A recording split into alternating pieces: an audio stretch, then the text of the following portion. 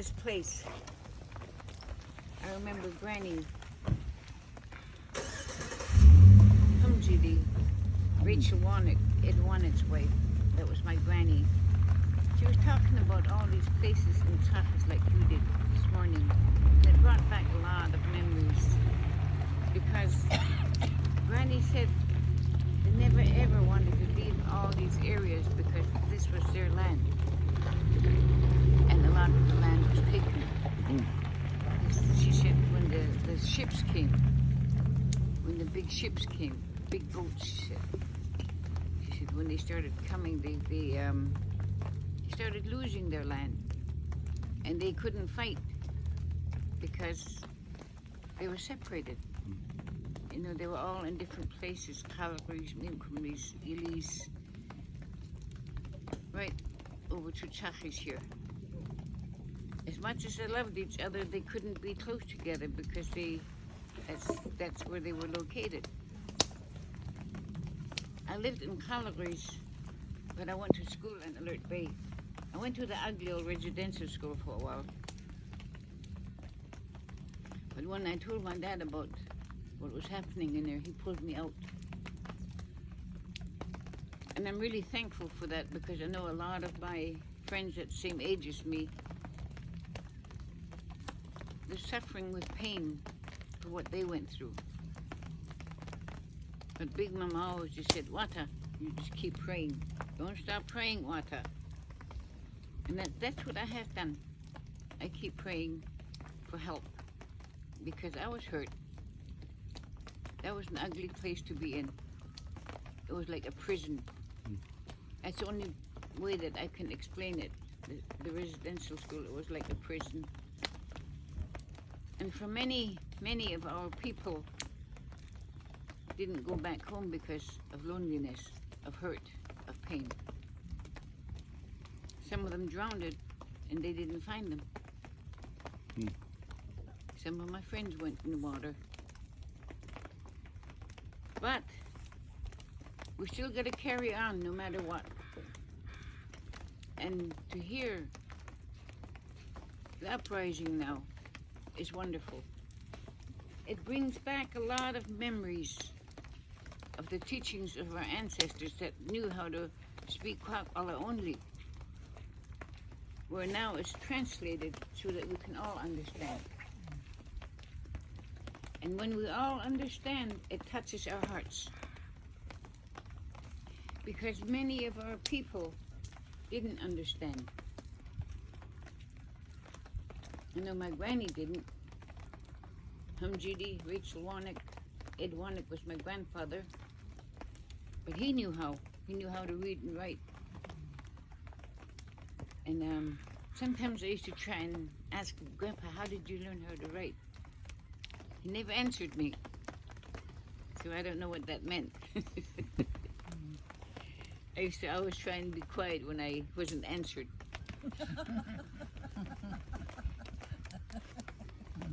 I guess that meant don't ask.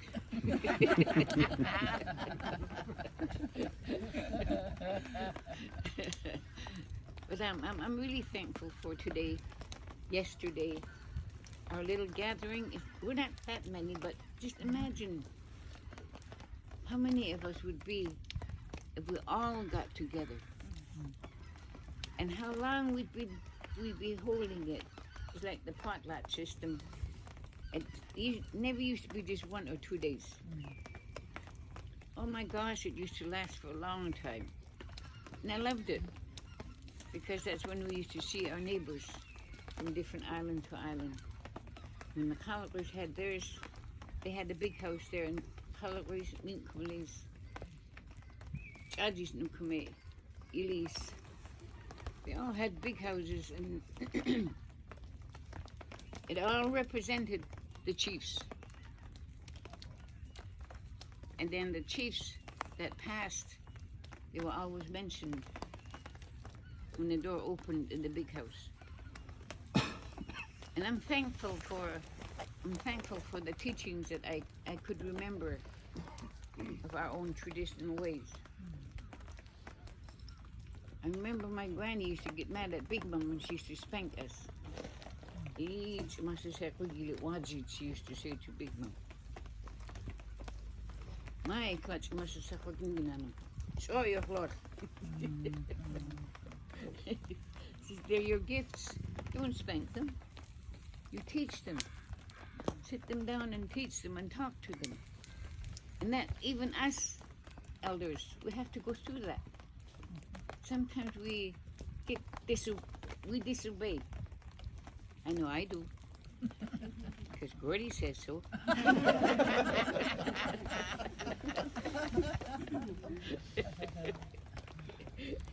Then I always say, forgive me, Gord, I don't know what I did wrong. Yeah, and I'm happy to see every one of you, and I love you. And it comes from here, not just here. It's right from here. You're all special. Each and every one of us has different gifts. And when we put it together, it's amazing. When you hear it in a big house, it's amazing. If you really listen to the gifts that we have, it's amazing. Even the dances is coming back. Where the doors were closed for a while. But then Granny used to always say, isn't squeaky that what? Na fala master. And I've really tried to carry that. And I thank our Creator. I do. Because He's the one that's helped us through this journey. Even though we've gone through so much, we're not even really united like the way we used to be. And I could remember when Granny always talked about jealousy is a bad thing. People are jealous of what we do, that they think that they can do better. And then somebody said something to me in my house. I said, well, why don't you go and do it? I got brave. Oh, you should have seen the look I got. But it's good to tell the truth. That's right.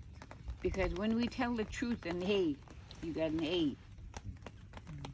And then when you walk a good walk, like the way our people walk, I tell you, we're going to make it. You see our young children today that like to come and listen and learn. And then my grandkids, they ask me, how come, why? I said, how come, why all the time? And they asked me, how come I can't speak your language, Ada?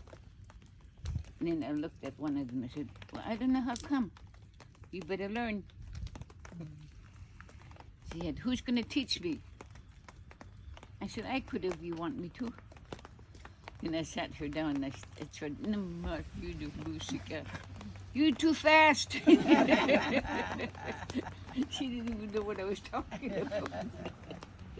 But thank you for this gathering. Thank you for being here so that we can be in unity for a while. And it touches us. It makes us stronger. It holds us up. No matter where we're from, if we're from Calgary's, Trachis, no matter where we're from, we do get touched by others. Thank you very much. I'm thankful. Thankful to see every one of you. Because Big Mom always said respect and love. And that's what holds us up.